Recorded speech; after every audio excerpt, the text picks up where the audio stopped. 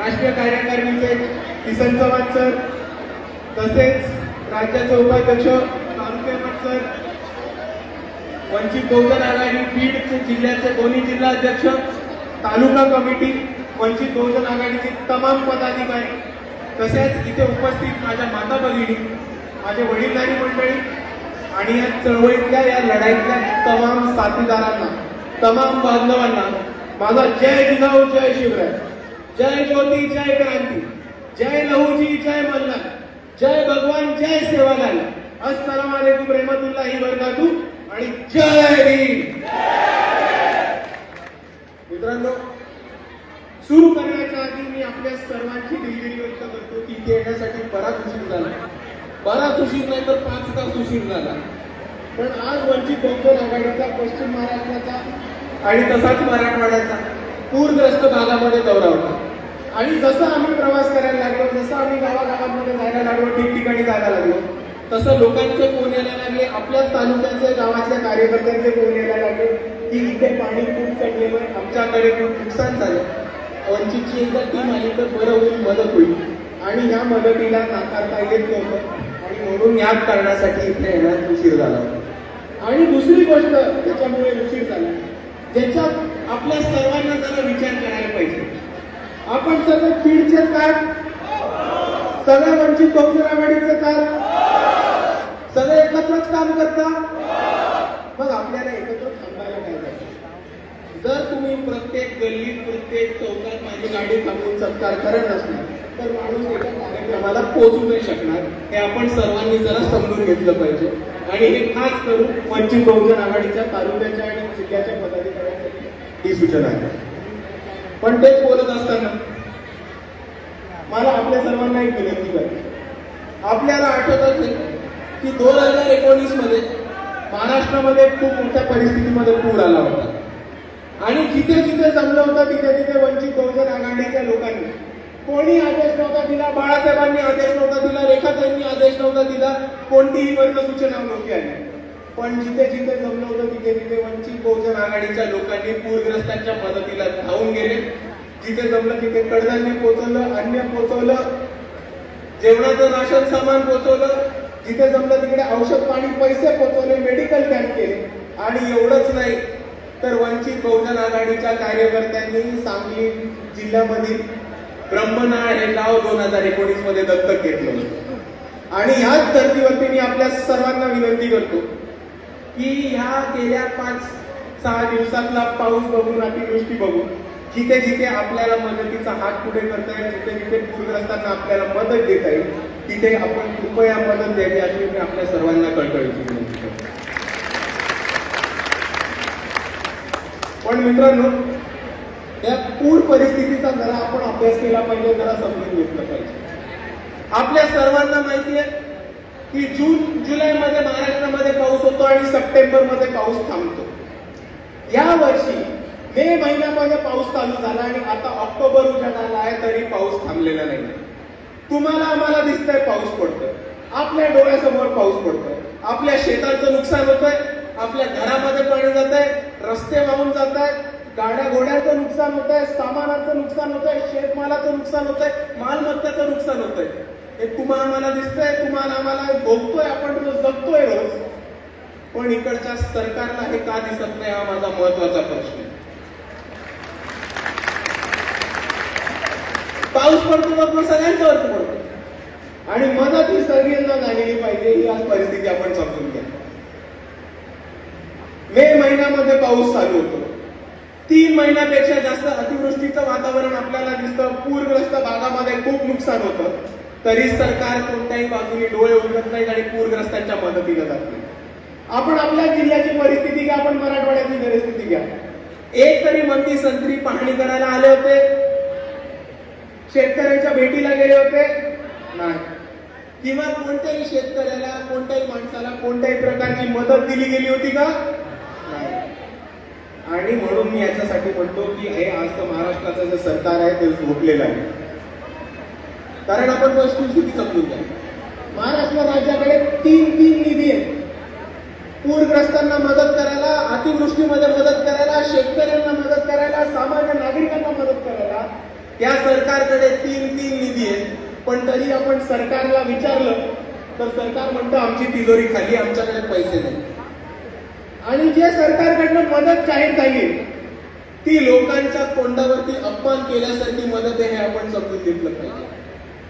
ज्यांच्या घरात पाणी गेलंय सरकार त्यांना म्हणतं की जर तुमच्या घरामध्ये 2 दिवसाहून जास्त पाणी असेल तर आम्ही तुम्हाला 5,000 रुपये देऊ. जर कोणाचा 1 हेक्टरची जमीन शेत जमीन पाण्याखाली गेली असेल तर सरकार म्हणतं 8,500 रुपये देऊ.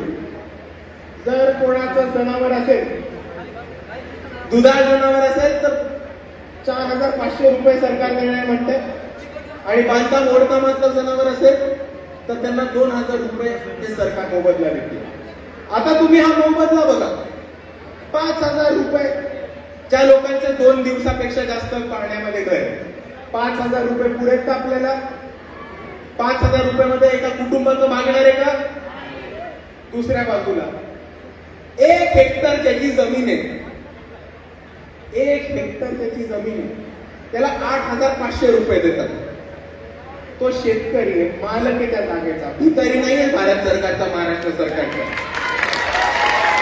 की तुम्ही त्याच्या तोंडावरती 8,500 अपमानासारखे फेकून मारताय. तुम्ही याच ठिकाणी पंजाब सरकारचा नियम बघा. पंजाब सरकार ठामपणे म्हणते की ज्या माणसाचं 1 हेक्टर पर्यंतचं शेत जमीन पाण्याखाली आहे त्याला 80,000 रुपये पंजाबची सरकार देते. आणि आपल्याला किती देतात? 8,500. जास्त भांडलो तर 10,000 पर्यंत आकडा जातो. आणि ही परिस्थिती समजून घ्या मित्रांनो. सरकार आपल्याला म्हणतो तिजोरी खाली आहे, तिजोरी खाली. तिजोरी खाली आहे तर मग मुंबईपासून नागपूर पर्यंत आणि हातकणंगलेपासून धुळ्यापर्यंत देवेंद्र फडणवीसांच्या तोंडाचे बॅनर्स कुठल्या पैशांना लावले ते आम्हाला एकदा सांगून टाका. एका बाजूला म्हणायचं की सरकारची तिजोरी खाली आहे, एका बाजूला म्हणायचं की सरकारकडे पैसे नाहीये, आणि गावागावात गल्ल्यामध्ये देवा भाऊ देवा भाऊ देवा भाऊ देवा भाऊ बॅनर लावून ठेवायचे. हे सरकारचे पैसे नाहीयेत, सरकारच्या बापाचे पैसे नाहीयेत, हे आपले पैसे आहेत आणि ते खर्च झाले पाहिजे तर आपल्या विकास कामावरती, ते खर्च झाले पाहिजे तर आपल्या पाठ राखण्यासाठी, ते खर्च झाले पाहिजे तर पूरग्रस्तांना मदत करण्यासाठी. आणि म्हणून परत एकदा मी तुम्हाला ठामपणे एवढीच विनंती करतोय की आपल्याला पूरग्रस्तांच्या मागे ठामपणे उभं राहायचं. आणि हेच करत असताना मित्रांनो अजून एक समजून घ्या की मदत देत असताना बाळासाहेब आंबेडकर जेव्हा अकोल्याचे खासदार होते तेव्हा ह्याच्यात पण त्यांनी एक अकोला पॅटर्न निर्माण केला होता. बाळासाहेबांनी एक पॅटर्न जो निर्माण केला होता 98 सालीचा पॅटर्न होता. तेव्हाच्या साली त्यांनी कलेक्टरला सांगितलं होतं की ज्यांचं पुरामध्ये नुकसान होतंय तातडीने त्यांना तिकडच्या हातामध्ये 5,000 रुपये देणं आणि पंचनामा झाल्यानंतर त्याचे बाकीचे पैसे देणे. पण तो 98ची गोष्ट होती. आणि म्हणून आज त्याच धर्तीवरती हीच बाळासाहेबांची योजना घेऊन आपण ही मागणी करतो की ज्या शेतकऱ्यांचं नुकसान झालंय त्यांना ताबडतोब त्यांच्या हातामध्ये 15,000 रुपये इकडच्या कलेक्टर साहेबांनी दिले पाहिजेत आणि पंचनामा दिल्यानंतर पंचनामानुसार नुकसान जे झाले त्याचे बाकीचे पैसे दिले पाहिजेत. पण ही योजना तातडीने इकडे चालू केली पाहिजे. आणि ही वंचित बहुजन आघाडीच्या बीडच्या कार्यकर्त्यांना विनंती करतो की आपण लवकरात लवकर ही मोहीम घेऊन कलेक्टरांकडे जाऊया आणि ही मोहीम राबवून घेण्या कलेक्टरांवरती प्रेशर टाकूया.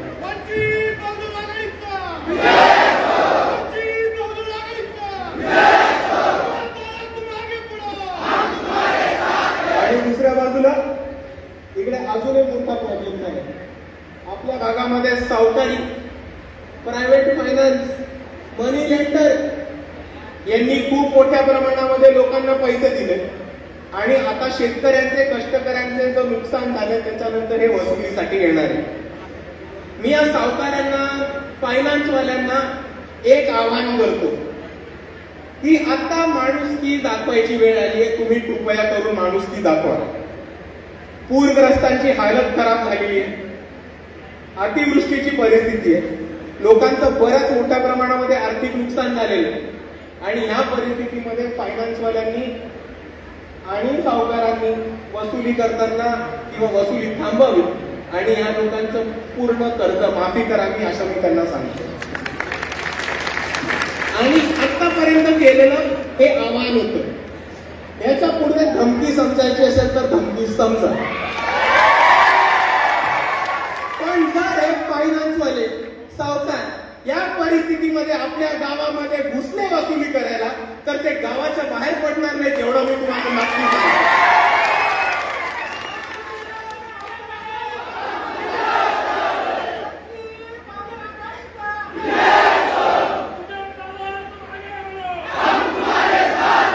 आणि या परिस्थितीमध्ये पूर काय होतो, पुराची एवढी परिस्थिती काय होते हे पण आपल्याला समजून घेतलं पाहिजे.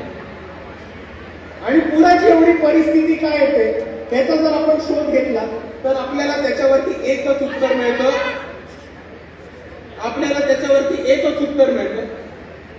की पाटबंधारे डिपार्टमेंट, इरिगेशन डिपार्टमेंट. सोपा विषय. ठिकठिकाणी छोटे धरणं बांधले असते, ठिकठिकाणी छोटे पाटबंधारे बांधले असते, ठिकठिकाणी छोटे बंधारे बांधले असते, तर ही पुराची परिस्थिती टाळली असती. बाबासाहेब आंबेडकरांनी त्यांच्या पाणी जोड प्रकल्पामध्ये सुद्धा मांडणी केली होती की एक मोठा नदी जोड प्रकल्प, याच्यापेक्षा ठिकठिकाणी कॅनॉलची सिस्टम, ठिकठिकाणी बंधाऱ्यांची सिस्टम, ठिकठिकाणी छोटे पाटबंधारे उभे केले असते, तर आज ही पुराची परिस्थिती आली नसती. प्रत्येक ठिकाणी पाणी तिकडच्या तिकडे झिरपलं असतं, तिकडच्या शेतकऱ्यांचा पण प्रश्न मिटला असता, दुष्काळाचा पण प्रश्न मिटला असता आणि या पुराची परिस्थिती पण नसती आली.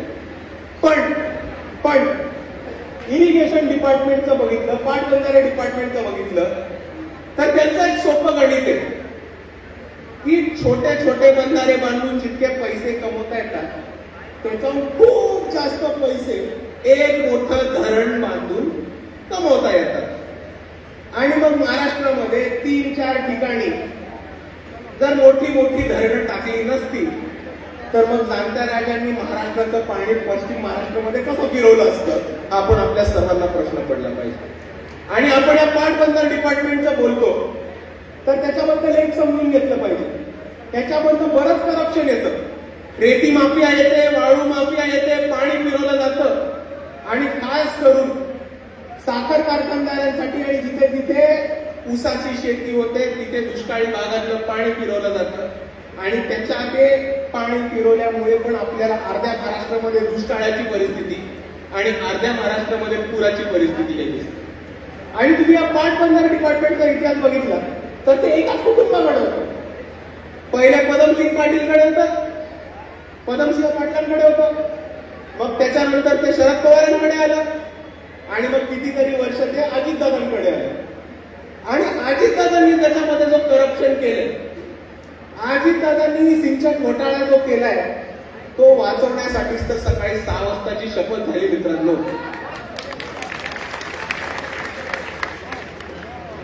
आणि म्हणून मी आपल्याला एवढंच आवाहन करतो की पुराची परिस्थिती बिकट, लोकांचं बरंच नुकसान झालंय, कष्टकऱ्यांचं शेतकऱ्यांचं बरंच नुकसान झालंय. जिथे जिथे शक्य होईल तिथे तिथे वंचित बहुजन आघाडीच्या कार्यकर्त्यांनी तातडीने मदतीला धावून जावा एवढी आपल्याला विनंती करतो. आणि हेच बोलत असताना मला अजून एका विषयाकडे यायचं. एक खूप महत्वाचा विषय आणि मला माहितीये, मला आपल्या जिल्ह्यामध्ये आपल्या तालुक्यामध्ये यायला बराच वेळ झाला, पण 1-1.5 वर्षापासून या विषयावरनं आपला तालुका आपला जिल्हा जळतोय, तो म्हणजे मराठा आरक्षणाचा विषय.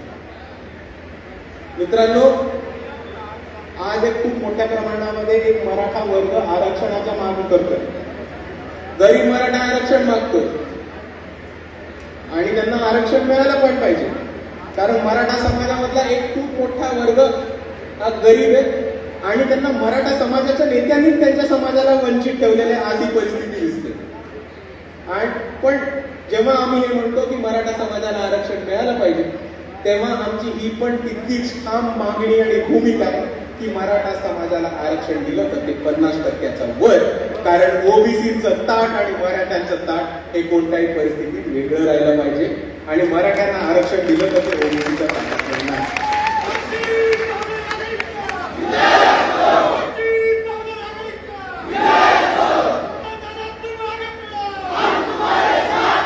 पण मला मराठा जे युवा युवा मराठा आहेत, जे तरुण मराठा आहेत, जे आंदोलन करतायत, जे जरांगे पाटील साहेबांच्या मागे उभे, जे कोणत्याही प्रस्थापित नेत्याच्या मागे उभे नाही, जे जरांगे पाटील साहेबांच्या मागे उभे, त्या युवांना मला 2-3 प्रश्न विचारायचे आणि त्यांच्याशी एक छोटासा संवाद साधायचा की मित्रांनो, आपण परिस्थिती समजून घ्या. आपण कोणत्या परिस्थितीमध्ये कसे कोणामुळे अडकलोय याचा एकदा तपास करून घ्या आणि आपली भूमिका काय असते आणि आपण भाष्य काय करतो ह्याच्यावर पण एकदा विचार करा. आता आपण मुंबईचं जर आरक्षण बघितलं, मुंबईचे जर आपण आताची जरांगे पाटील साहेबांचं जे आंदोलन झालं त्यातले आपण फुटेज आणि फोटो बघितले तर त्याच्यामध्ये काही प्रामुख्याचे बोर्ड होते जे मला आपल्या समोर वाटायचे.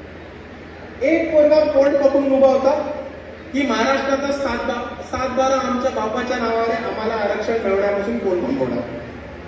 दुसरा अजून पोरगा पोट पकडून उभा होता की आमची बरोबरी करायला तुमच्या 7 पिढ्या जातील. आता मित्रा, तू सोपा विचार कर, तू फक्त विचार कर, जर 7-12 तुमच्या बापावर असेल अख्ख्या राज्याचा आणि तुमची बरोबरी करायला 7 पिढ्या जाणार असतील तर तुम्ही कोणत्या तोंडाने आरक्षण मागता ह्याचा विचार करा. पण ऐका, मुद्दा समजून घ्या.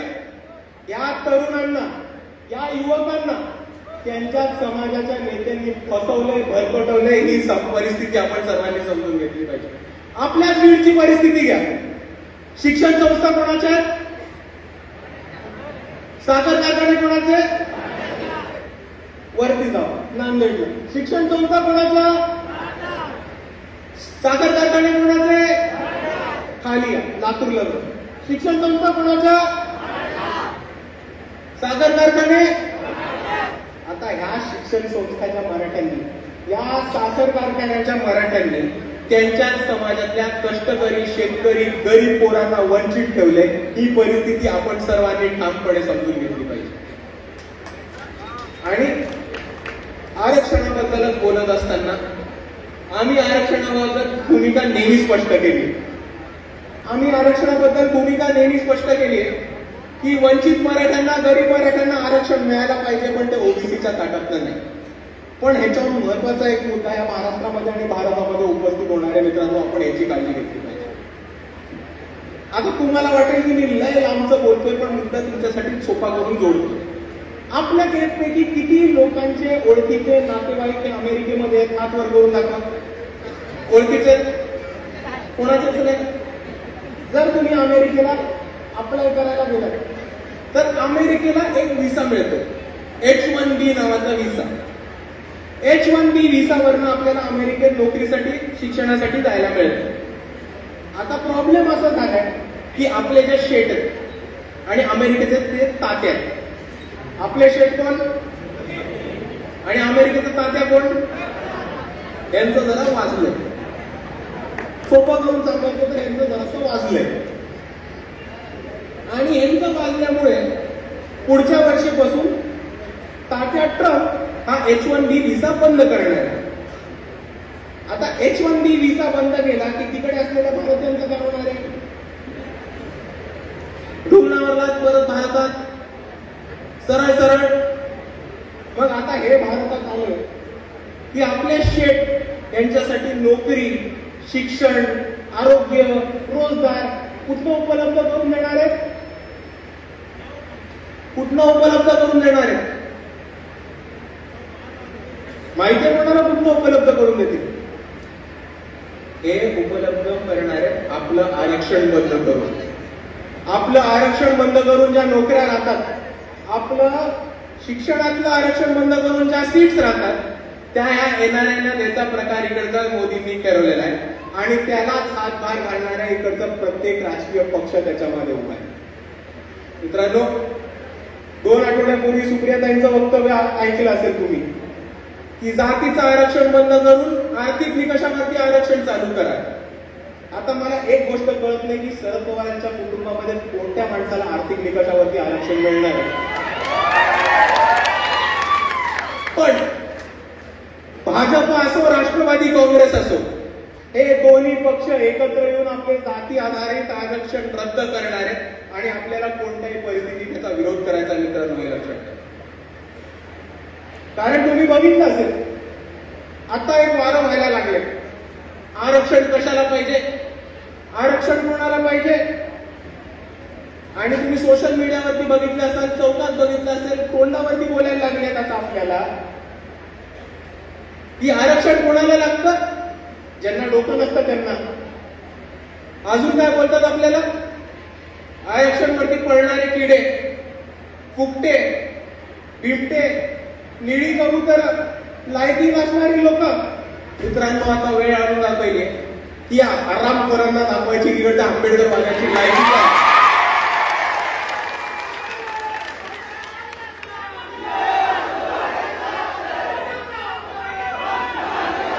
आणि जी लोक म्हणतात आरक्षण बंद केलं पाहिजे, त्यांच्यासाठी मी नुसतं माझ्या आजच्या दिवसाचा घटनाक्रम सांगतो. इथे यायच्या आधी मी कर्जत जामखेडमध्ये होतो. जामखेडमध्ये एक आदिवासी महिला होती जिची मयत झाली होती. तिकडच्या गावकऱ्यांनी, प्रस्थापित गावकऱ्यांनी त्यांच्या गावातल्या स्मशानीमध्ये त्या आदिवासी महिलेला चिता देऊन दिली. 2 ते 3 दिवस घेऊन त्या महिलेची बॉडी घेऊन वंचित बहुजन आघाडीचे कार्यकर्ते जिल्हाधिकारी कार्यालयासमोर आंदोलन करत होते की आम्हाला या महिलेला चिता देऊ द्या. इतकी बिकट परिस्थिती आहे अजून. आज इकडे यायच्या आधी, जास्त लांब नाही, बीडमध्ये शिवसेनेच्या युवक अध्यक्षांनी एका वाल्मिकी समाजाच्या पोराचा मर्डर केला आणि अख्खा पोलीस प्रशासन त्या शिवसेनेच्या युवक अध्यक्षाला वाचवण्याच्या मागे. ही परिस्थिती आजपर्यंत. आणि म्हणून जेव्हा कोणतरी हरामखोर आपल्याला विचारतो नाही अजून किती वर्ष आरक्षण पाहिजे, छाती ठोकपणे त्याला म्हणा की हरामखोरा, जोपर्यंत तुमचा जातीवाद बंद होत नाही तोपर्यंत आम्ही आरक्षण तर नसतो सोडत.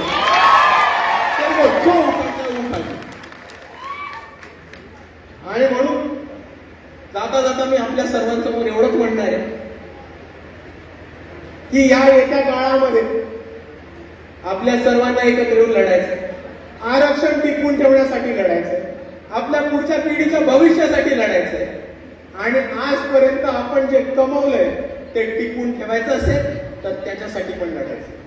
तुम्ही माझ्या बरोबर असाल की नसाल, मी एकटा असेल, मला फरक नाही पडत. या आरक्षण जे डॉक्टर बाबासाहेब आंबेडकरांनी आपल्याला दिलंय ते आरक्षण टिकवण्याच्या लढाईमध्ये मी आहे. तुम्ही माझ्या बरोबर आहात की नाही? तुम्ही माझ्या बरोबर आहात की नाही?